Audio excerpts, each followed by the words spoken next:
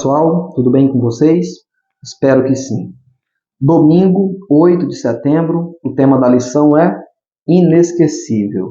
Antes de continuarmos com a lição deste domingo, eu convido você a escrever aí nos comentários a cidade e o estado de onde você está nos assistindo. É muito importante para nós, pois nós estamos vendo o avanço da palavra de Deus para pessoas de outros estados. Isso é muito bom. O objetivo desse trabalho é levar a palavra de Deus a pessoas que ainda não o conhecem. Então, comente aí embaixo a cidade e o estado de onde vocês estão nos assistindo. Vamos lá. Inesquecível é o tema da lição deste domingo. Faltavam ali apenas 2 dias para a Páscoa. A reunião pode ter ocorrido ali entre terça e quarta-feira daquela semana. Os líderes, eles tinham um plano para prender a Jesus. E esse plano, eles tinham um cronograma, só que eles tinham que fazer algo de maneira organizada.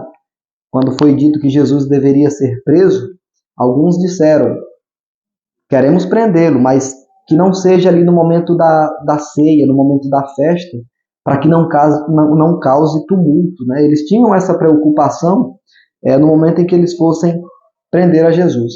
E aqui, nessa parte de domingo, é a quinta história em formato de sanduíche. Do capítulo 14, do versículo 1 até o versículo 11, nós vemos essa história em formato de sanduíche porque o autor inicia falando sobre o plano para tirar a vida de Jesus. E ele conclui com o pacto da traição. E todos nós sabemos quem foi o traidor, Judas Iscariotes. Ele traiu Jesus por apenas 30 ciclos de prata.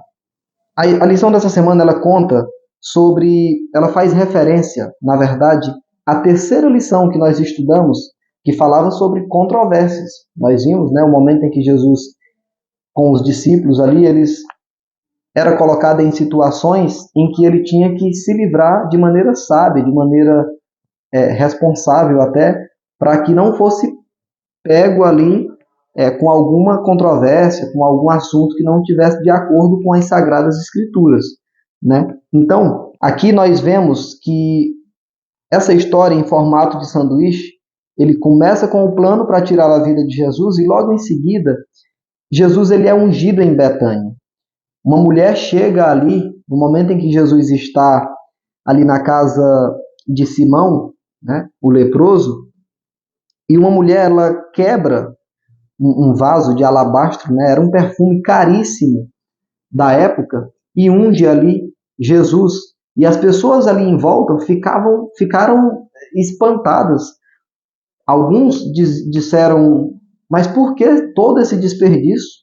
Se esse perfume fosse vendido, daria para alimentar várias pessoas, daria para ajudar os pobres, porque a Bíblia fala que era um perfume muito caro.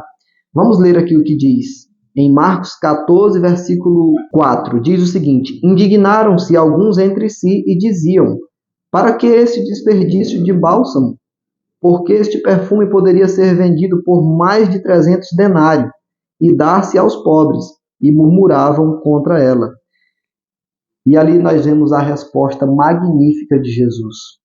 Queridos, vejam como Jesus é sábio em dar respostas no momento em que ele era pressionado, digamos assim. Jesus disse o seguinte: deixai-a, porque a molestais. Ela praticou boa ação para comigo, porque os pobres sempre os tende convosco, e quando quiserdes, podeis fazer-lhes bem, mas a mim nem sempre me tendes. Ela fez o que pôde, antecipou-se a ungir-me para a sepultura. Jesus já sabia de tudo que iria acontecer e por isso ele deu ali aquela resposta para aquelas pessoas, né, que estavam ali querendo prendê-lo. Marcos não revela o nome dessa mulher. A Bíblia não mostra aqui como era o nome daquela mulher.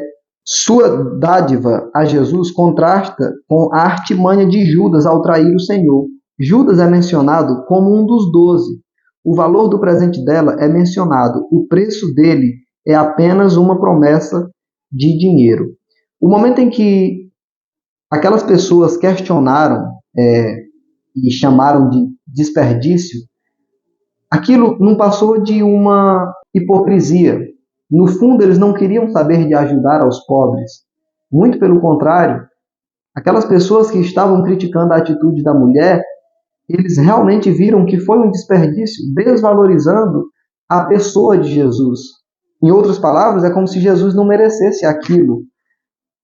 A grosso modo, a gente pode pensar isso. É como se, poxa, ela quebrou um vaso de alabastro, um perfume caríssimo, numa ocasião como essa. Então, o questionamento que aquelas pessoas fizeram foi apenas com hipocrisia. Não teve outro objetivo senão esse. Nenhuma razão é dada para a mulher ter feito isso, mas os convidados do jantar ficaram horrorizados com o que consideraram desperdício de quase um ano de salário ao derramar o perfume sobre Jesus. E Jesus ele defendeu ali aquela mulher. No momento em que aqueles homens criticaram, Jesus defendeu aquela mulher dizendo que aquela ação dela serviria para a pregação do Evangelho e ia ser incluída na história do Evangelho, em memória dela. Né? E nós vemos isso na Bíblia, na Palavra de Deus. Então aqui Marcos ele faz um trocadilho, né, com a palavra bom, para ilustrar que as motivações ou tramas diferentes estavam em jogo nessas histórias. Em Marcos 14, versículo 6, Jesus chamou a ação de mulher de boa. Jesus disse que a ação dela foi uma ação boa. Então, aqui nós podemos ver que depois ele disse que sempre podemos fazer o bem para os pobres e chamou a ação da mulher de parte do Evangelho, o que significa boas novas. Por último, Marcos, capítulo 14, versículo 11, Judas procurou uma boa ocasião para trair Jesus. Então aqui o objetivo de Judas era trair Jesus a qualquer custo. E nós vemos através da Bíblia que ele conseguiu trair o mestre por apenas 30 ciclos de prata. Queridos, essa é a lição deste domingo. Que Deus em Cristo Jesus nos abençoe.